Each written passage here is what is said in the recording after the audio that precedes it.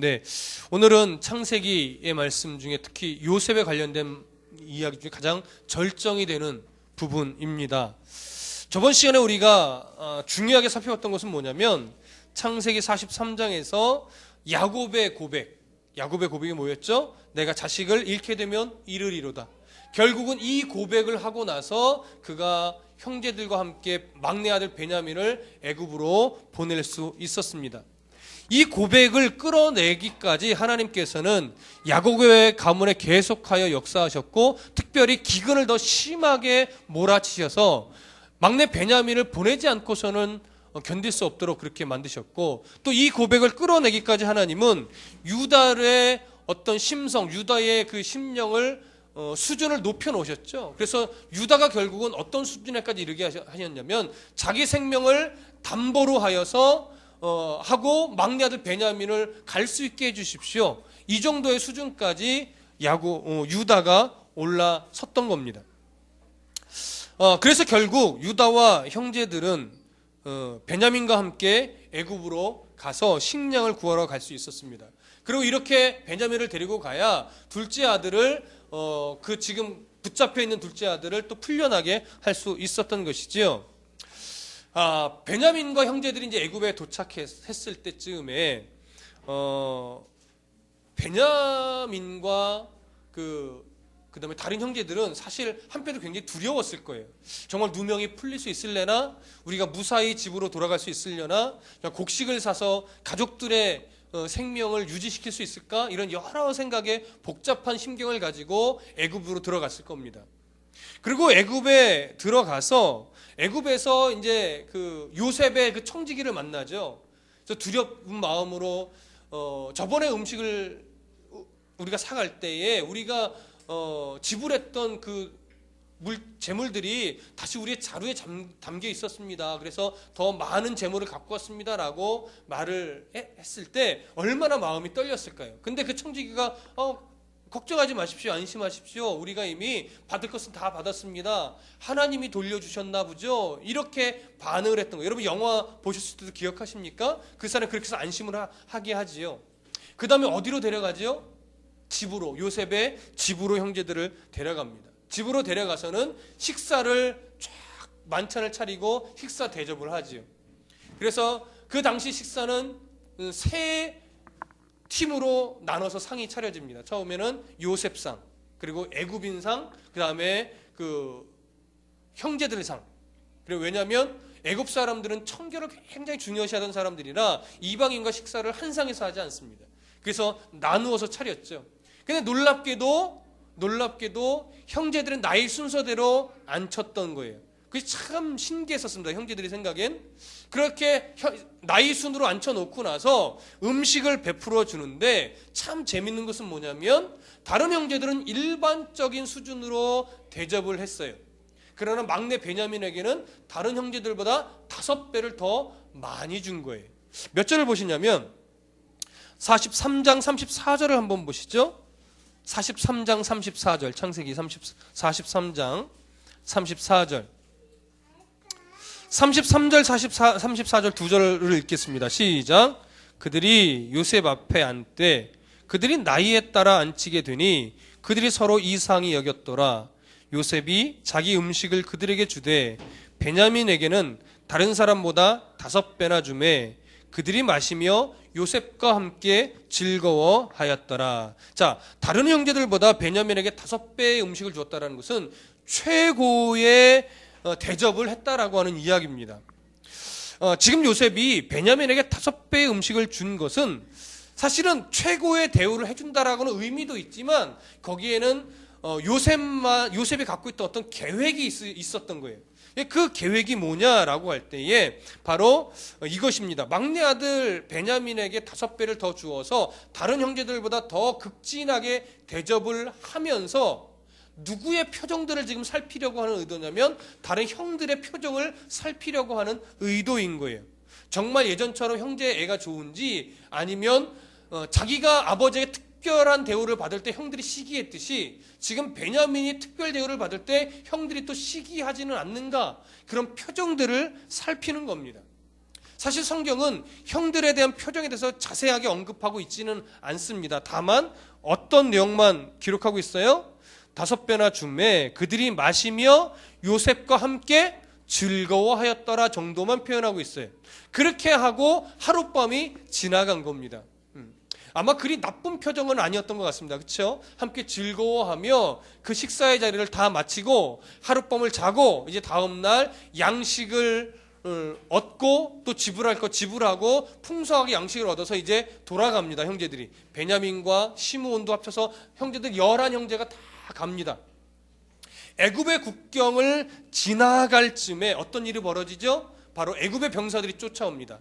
그래서 형제들을 붙잡고 너희들이 요셉이라는 표현 안 했겠죠? 우리 사분의 바나야 국무총리가 점을 칠 때 쓰는 은잔을 누군가 훔쳤다. 은혜를 원수로 갚을 수 있느냐 하면서 자루를 하나씩 다 찢어보죠. 그러다가 누구의 자루에서 이게 나와요? 베냐민의 자루에서 그 요셉의 은잔이 나옵니다. 물론 바로 요셉이 파놓은 함정이었습니다. 3번째 함정일 거예요. 요셉이 뭔가 계획을 갖고 파놓은 함정에 그들이 꼼짝없이 걸린 겁니다. 그러고 나서 그들이 붙잡혀서 애굽으로 돌아가게 되는데 그 모습이 바로 9절부터 13절의 내용입니다. 우리 함께 다 같이 읽어보겠습니다. 9절부터 13절, 44장 9절부터 13절 함께 시작. 당신의 종들 중 누구에게서 발견되든지 그는 죽을 것이요 우리는 내 주의 종들이 되리이다. 그가 이르되 그러면 너희의 말과 같이 하리라. 그것이 누구에게서든지 발견되면 그는 내게 종이 될 것이요 너희는 죄가 없으리라. 그들이 각각 급히 자루를 땅에 내려놓고 자루를 각기 푸니 그가 나이 많은 자에게서부터 시작하여 나이 적은 자에게까지 조사함에 그 잔이 베냐민의 자루에서 발견된지라. 그들이 옷을 찢고 각기 짐을 나귀에 싣고 성으로 돌아가니라. 자, 이것이 이제 애굽 병사들이 뒤쫓아와서 형제들의 자루를 수색할 때의 모습인데 이때 형제들의 반응이 크게 2가지가 나타납니다. 첫 번째 반응은 뭐냐면 9절이에요. 한 번 더 읽어보시죠. 9절 시작. 당신의 종들 중 누구에게서든 발견되든지 그는 죽을 것이요 우리는 내 주의 종들이 되리이다. 자, 무슨 말이에요? 우리 형제들은 그럴 리가 없다라는 얘기죠. 만약에 우리 형제들 중에서 나온다면 그 나온 사람은 죽게 될 것이고 우리는 종이 되겠습니다. 함부로 할 수 있는 말이 아니죠. 그러니까 어떨 때만 할 수 있어요? 정말 형제들을 믿을 때만 할 수 있는 이야기예요. 그러니까 지금 형제들의 모습이 옛날과는 정말 변했다라는 걸 알 수 있어요. 예전 같으면 누가 그랬냐고 막 서로 막 싸우면서 나오기만 해보라고 막 이랬을지 몰라요. 그러나 지금은 우리 중에 그럴 리 없다고. 우리 중에 그럴 리 없다고 하면서 누구든지 발견되면 죽을 거라고. 나머지는 다 종이 되겠다고 자신 있게 이야기를 한 거예요. 이것이 첫 번째 요셉의 형제들이 변화된 모습 중에 하나입니다. 자, 두 번째 반응은 뭡니까? 바로 13절이죠. 13절 다 같이 읽어보겠습니다. 그들이 옷을 찢고 각기 짐을 나귀에 싣고 성으로 돌아가니라. 자, 13절의 반응은 뭐냐면 베냐민의 자루에서 은잔이 발견됐어요. 그러면 예전의 형들 같으면 어떻게 되냐면 베냐민을 향해서 욕을 하고 네 놈이 그럴 줄 알았다고 하면서 이놈만 잡아가라. 우리는 죄 없으니까 가겠다고. 아마 베냐민만 붙잡혀 가게 하고 자기들은 돌아갔을 거예요. 그러나 지금은 13절을 보면 그들이 옷을 찢었어요. 베냐민은 원망하지 않았습니다. 자기들의 옷을 다 찢고 각기 나귀에 짐을 싣고서 애굽성으로 돌아가요. 누구를 위해서 애굽으로 돌아간 거예요? 베냐민을 위해서 돌아간 거예요. 베냐민에게 욕을 하지 않고 또 베냐민을 위해 같이 애굽으로 돌아가는 형제들의 모습을 본 겁니다. 근데 참 재밌는 표현은 여기 그들이 옷을 찢고라고 하는 표현이에요. 여기 옷을 찢었다라고 하는 표현은요. 2가지 의미가 이 안에 담겨 있는데 큰 슬픔이 임한 것과 그로 인해 참회를 표현하는 관습적인 그들의 행동이에요. 옷을 찢었다는 것은 슬픔과 참회가 같이 담겨 있는 단어입니다. 그러면 지금 형제들이 베냐민의 자루에서 은잔이 발견됐을 때 옷을 찢었는데 옷을 찢으면서 큰 슬픔을 표현하고 참회를 표현하는데 이 참회는 무엇에 대한 참회일까요? 막내 베냐민의 자료에서 은전히 발견하게 된 것에 대한 참회일까요? 아니요. 그렇게 보기 어렵습니다. 여기서 참회는 바로 20여 년 전 자기들이 은전 20에 요셉을 팔아 넘긴 것에 대한 참회예요. 조금 억지스럽다라고 생각하실 수 있겠어요? 왜 굳이 이 부분을 요셉에 대한 일에, 요셉 일에 대한 참회로 볼 수 있는가라고 말할 수 있으시겠지만, 여러분 14절 16절 한번 보십시오. 14절부터 16절 다 같이 읽어보겠습니다. 시작. 유다와 그의 형제들이 요셉의 집에 이르니 요셉이 아직 그곳에 있는지라 그의 앞에서 땅에 엎드리니 요셉이 그들에게 이르되 너희가 어찌하여 이러한 일을 행하였느냐? 나 같은 사람이 점을 잘 치는 줄 너희가는 알지 못하였느냐? 유다가 말하되 우리가 내 주께 무슨 말을 하오리이까? 무슨 설명을 하오리이까? 우리가 어떻게 우리의 정직함을 나타내리이까? 하나님이 종들의 죄악을 찾아내셨으니 우리와 이 잔이 발견된 자가 다 내 주의 노예가 되겠나이다. 지금 애굽으로 형제들이 다 왔습니다. 그러고 나서 요셉이 사분의 바네아의 모습이죠. 애굽인의 총리의 모습으로 하고 나서 내가 점을 잘 치는 줄 몰랐느냐? 내가 점을 쳐서 너희들이 내 은자를 훔쳐간 것을 몰랐겠느냐? 어찌하여 이런 짓을 했느냐? 라고 할 때에 형제들의 대표로 유다가 또 나섭니다. 유다가 나서서 하는 얘기가 뭐냐면 우리가 무슨 말을 하겠습니까? 우리가 어떻게 설명하겠습니까? 어떻게 우리의 정직함을 나타내겠습니까? 라고 말을 하면서 아주 중요한 말을 하는데 사실은 이 상황과 잘 맞지 않는 표현을 하나 합니다. 뭐냐면 하나님이 종들의 죄악을 찾아내셨으니 라고 하는 말입니다. 자, 지금 이 상황만 놓고 보면요, 형제들은 잘못이 있습니까? 없습니까? 형제들은 잘못이 없어요. 베냐민이 실제로 했건 안 했건 지금 잘못은 누구가 한 거예요?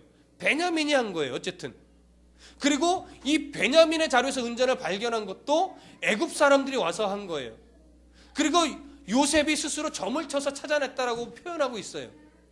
그러면 이게 정상적인 흐름이라면 유다가 이렇게 말해야 돼요. 우리의 동생 베냐민의 자료에서 이것이 나오게 해서 죄송합니다. 우리가 죄를 대신 지불하겠다든가 이렇게 나와야 되는데 뭐라고 말하냐면 하나님이 종들의 죄악을 어떻게 해요? 찾아내셨나이다. 하나님이. 이 하나님이 찾아내신 종들의 죄가 뭐예요? 베냐민의 자루에서 은잔이에요? 나온 은잔이에요? 아니란 말이에요. 하나님이 종들의 죄악, 이 종들이란 건 베냐민을 말하는 게 아니라 형들을 말하는 것이죠. 네. 형들, 이 종들의 형제들의 죄악을 하나님이 찾아내셨나이다라고 하는 거예요. 몇 년 전에, 20여 년 전에 바로 요셉을 은전 20에 팔아먹었던 그 죄악을 하나님이 찾아내셔서 우리에게 벌을 내리시는 겁니다라고 하는 고백을 여기서 하고 있는 거예요. 참 재밌는 것은 은이라는 표현이요, 요셉 이야기에 20번이 나와요. 20번이. 왜 20번일까요? 마치 요셉을 은전 20개에 팔아먹은 그 사실을 매치시키듯이 애굽에서 일어난 일들 속에서 은이라는 표현이 20번이 나온다는 게 참 재미있습니다. 지금 요셉의 형들은 이렇게 하나님의 마음을 배우고 하나님이 그들의 죄를 지적하는 것을 깨닫고 이것이 하나님의 우리에게 주는 대가였구나, 그때의 그 죄에 대한 벌을 우리가 받는구나 라고 하면서 참회를 하고 있는 형제들의 모습을 보게 되는 겁니다. 그러면서 형제들이 우리와 이 잔이 발견된 자가 다 내 주의 노예가 되겠나이다. 굳이 이렇게 말하지 않아도 돼요. 근데 이것이 하나님이 주는 대가라는 것을, 벌이라는 것을 깨닫고 그 벌을 우리 형제가 다 받겠습니다. 이렇게 표현하고 있는 거예요. 스스로. 이제 회피하지 않아요. 하나님이 우리를 이렇게 만드셨구나. 죄의 그 대가를 우리가 다 받는 것이 옳겠다 하고 죄의 대가를 다 받겠다라고 스스로 고백하는 거죠. 자, 이 부분에 대한 요셉의 반응은 다릅니다. 아니다. 내가 너희들을 다 노예로 삼지 않겠다. 은잔이 발견된 누구만? 베냐민만을 노예로 삼을 테니 베냐민은 놔두고 너희들은 평안히 돌아가라.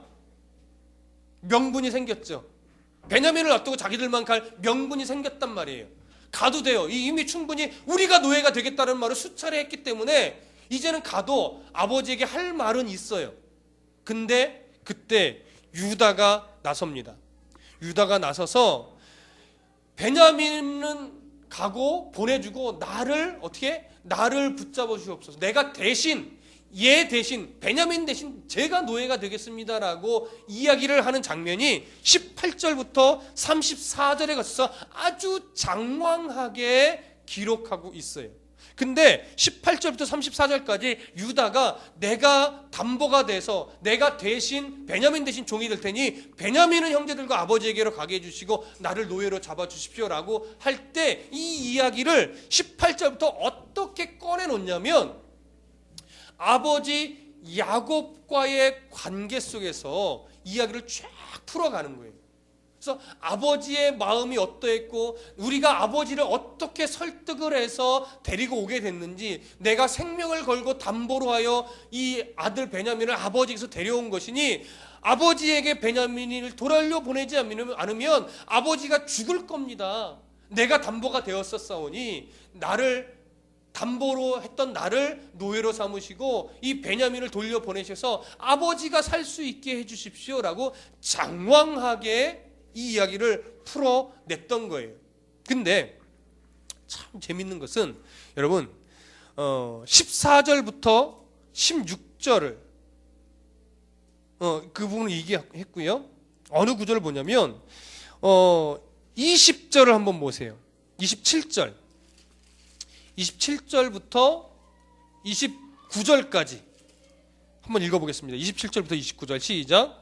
주의 종 우리 아버지가 우리에게 이르되 너희도 알거니와 내 아내가 내게 두 아들을 낳았으나 하나는 내게서 나갔으므로 내가 말하기를 틀림없이 찢겨 죽었다 하고 내가 지금까지 그를 보지 못하거늘 너희가 이 아이도 내게서 데려가려 하니 만일 재해가 그 몸에 미치면 나의 흰머리를 슬퍼하며 스올로 내려가게 하리니 라고 말을 합니다. 이 말을 쭉 하면서 요셉의 마음이 드디어 감동하기 시작하죠.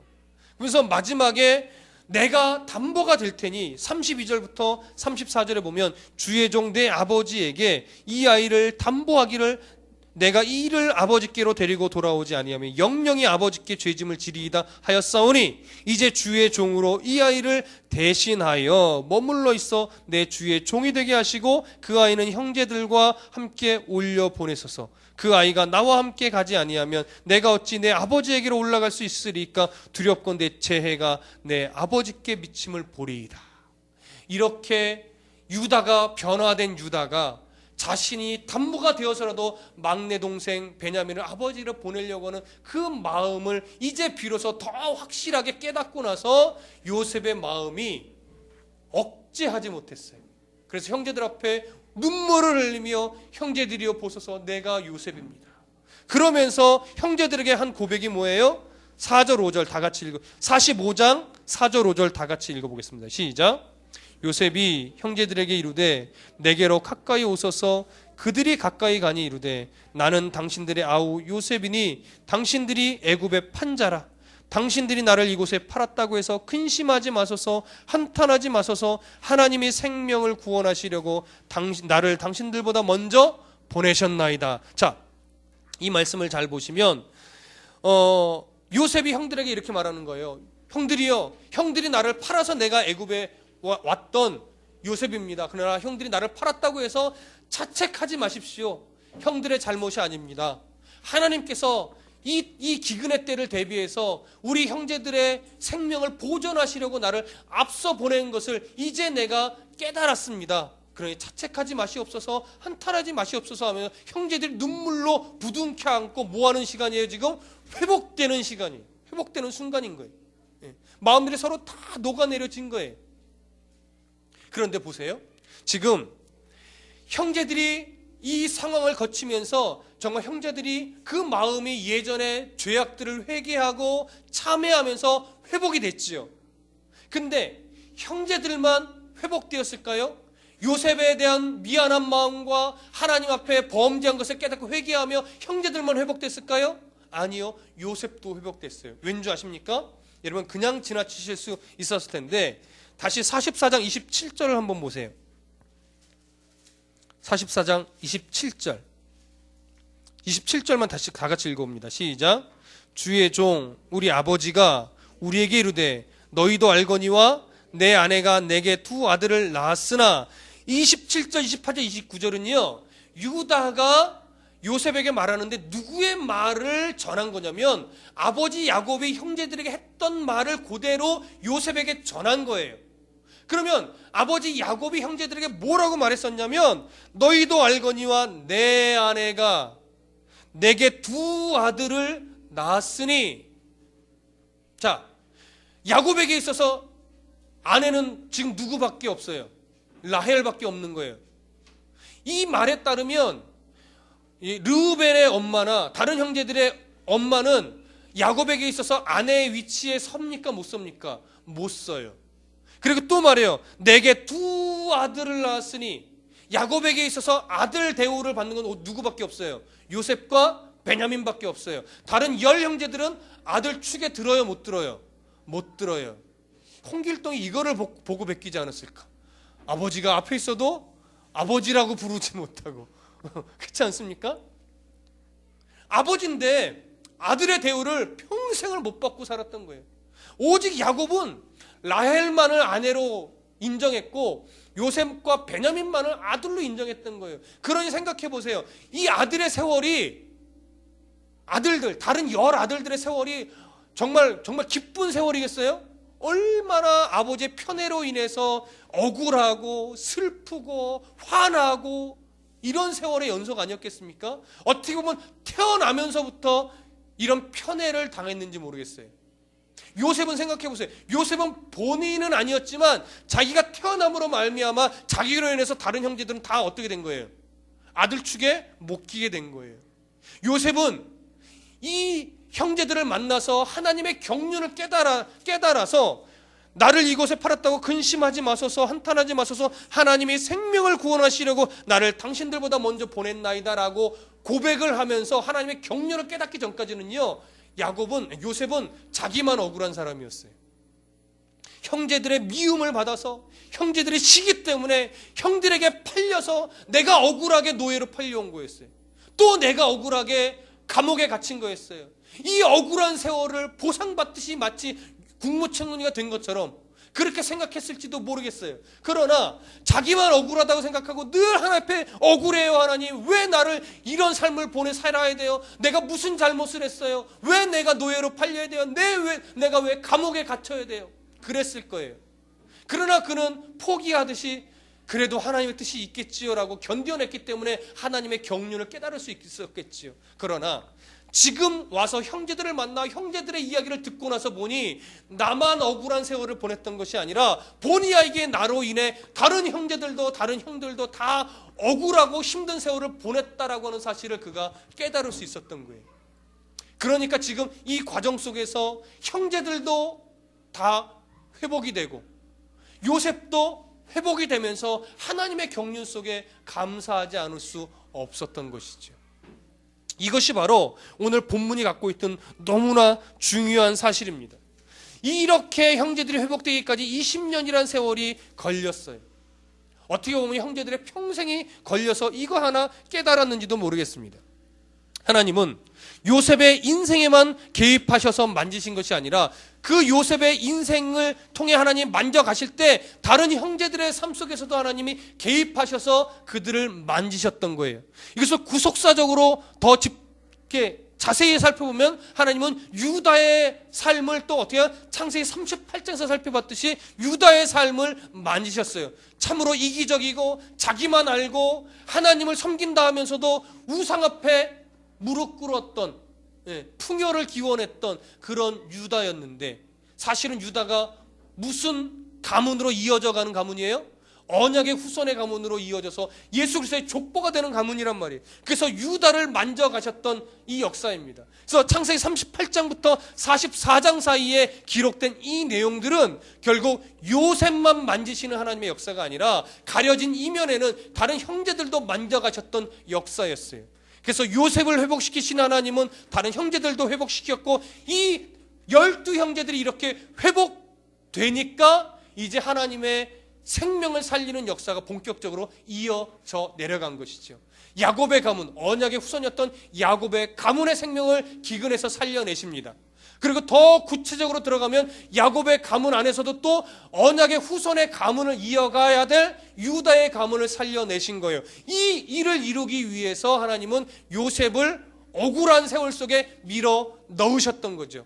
그 억울한 세월을 건져내어 20년째 됐을 무렵에 하나님의 경륜을 깨닫고 나니까 이때를 위해서 나를 하나님이 이 억울한 세월 속에 밀어 넣으셨던 것이지 내가 억울한 게 아니었구나, 이걸 깨달았던 것이죠. 형제들도요, 내가 요셉과 베냐민으로 인해 억울했던 것이 아니구나, 이런 것들 서로 깨닫게 된 거예요. 그러면서 이제부터 억울했던 세월이 억울한 세월이 아니라 하나님이 우리의 가문을 살리고 만지시기 위한 하나님의 경륜 속에 들어있는 그러한 세월이었구나라고 하는 이 귀한 사실을 모든 형제들이 다 깨닫게 된 것이죠. 그래서 모든 형제가 하나가 된 거예요. 바로 이 12지파가 이런 하나됨 속에서 탄생되었다라고 우리는 보게 되는 것입니다.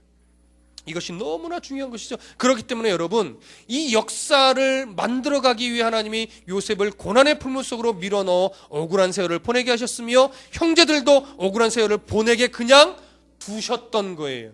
그렇기 때문에 누가 더 억울하냐가 중요한 것이 아니라 하나님이 억울한 세월 속에 하나님의 자녀를 그냥 내어두시면서 결국은 하나님의 계획대로 회복의 은혜를 이루시며 하나님의 뜻을 이루어내시더라 하는 이 사실이 더 중요한 것입니다. 이것을 신학적인 용어로 하나님의 주권사상이라고 하는 겁니다. 이것을 인정할 수 있는 신앙이 바로 하나님의 주권사상을 인정하는 신앙과 동일하게 되는 겁니다. 여기서는 그것을 보셔야 되는 겁니다. 누가 더 억울할까?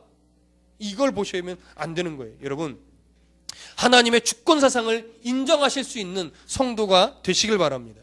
이처럼 우리 신앙이 하나님 앞에서 내 억울한 세월을 믿음으로 견디어낼 테니 요셉처럼 멋지게 보상해 주세요라는 식으로 또 흘러가면 그것은 안 돼요. 그렇게 되면 안 되는 거예요. 요셉이 국무총리가 된 것을 억울한 세월을 믿음으로 잘 견디어냈더니 하나님의 보상으로 주신 것이다 라고 생각하면 그건 틀린 거예요, 여러분. 그렇게 가시면 안 돼요.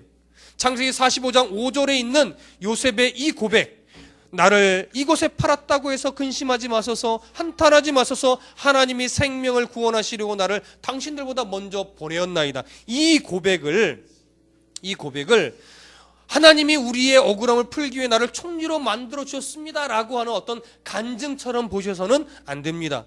이 억울한 세월의 의미를 이해할 수 없었는데 형제들을 만나서 이제 20여 년 전에 꿈의 의미를 깨닫고 나니까 모든 것이 하나님의 뜻을 이루기 위한 섭리였다라고 하는 그 하나님의 섭리에 대한 고백이지, 오랜 세월을 견디었더니 하나님이 이렇게 국무총리가 되게 하고 고센 땅을 주시면서 우리에게 보상해 주셨습니다라고 하는 간증이 아니라는 거예요. 여러분, 그거 놓치지 마세요. 우리에게 하나님 원하시는 고백이 모든 것이 하나님의 섭리였습니다라고 하는 이 고백을 듣길 원하는 것이지, 이렇게 보상해 주셨어요 라고 하는 간증을 우리에게 하기를 원하시는 것이 아니라는 사실 꼭 기억하시기 바랍니다. 결론적으로 정리를 한번 더 하면, 이런 하나님의 경륜을 인생 속에서 발견하지 못하면, 요셉과 같이 인생 속에서 하나님의 경륜, 하나님의 주권을 발견하지 못하면 늘 나만 억울한 사람이에요. 늘 나만 피해자가 되는 거예요. 그렇게 되면 안 돼요. 신앙이 더 잘하셔야 돼요. 그래서 늘 하나님께 구하는 것이 이 억울함을 풀어달라는 소리만 나오는 수준이면 안 돼요. 처음에는 그럴 수 있어요. 우리가 왜 안 그러겠습니까? 우리의 인생이 다 그러죠. 누구나 다.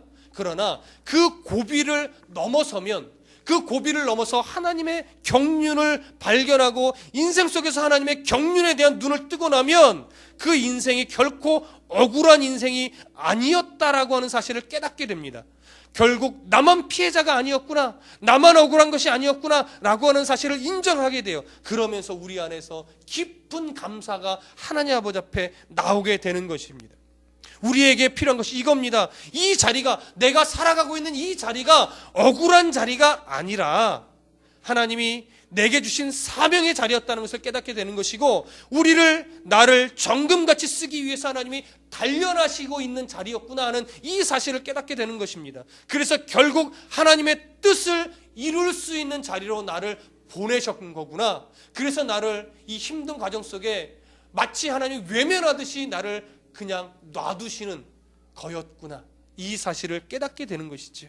여러분, 우리 모두 요셉처럼 국무총리가 되기를 소원하는 것이 아니라 요셉처럼 인생 속에서 하나님의 경륜에 눈을 뜨고, 하나님의 경륜에 눈을 떠서 하나님의 주권을 인정하고, 그래서 내 자리가 억울한 자리가 아니라 내 자리가 사명의 자리요 하나님의 뜻을 이루는 자리라는 것을 깨닫고 정말 하나님 앞에 깊은 감사와 찬양과 영광을 돌릴 수 있는 그런 수준의 성도로 계속해서 성장하시기를 간절히 부탁드립니다. 기도하겠습니다.